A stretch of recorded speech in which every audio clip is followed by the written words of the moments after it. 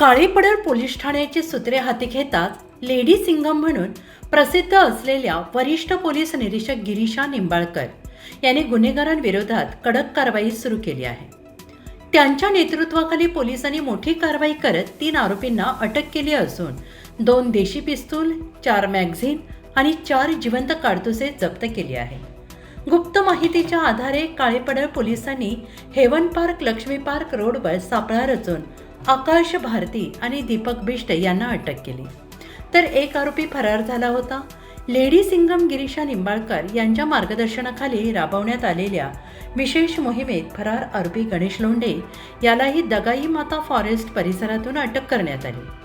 3ही आरोपींकडून एकूण 2 देशी पिस्तूल, 4 मॅगझीन, 4 जिवंत काडतुसे जप्त करण्यात आले आहेत. जप्त केलेल्या मुद्देमालाची किंमत सुमारे 1,44,000 रुपये असल्याचं सांगण्यात येते. पोलिसांनी आरोपींवर शस्त्र कायदा, आर्म ॲक्ट, महाराष्ट्र पोलीस कायदा आणि BNS भारतीय न्याय संहिताच्या विविध कलमांतर्गत गुन्हा दाखल केला आहे. पुढील तपास सुरू आहे. व्हॉइस ऑफ महाराष्ट्र न्यूज चॅनेलसाठी ब्युरो चीफ मुन्ना मुजावर यांचा विशेष रिपोर्ट.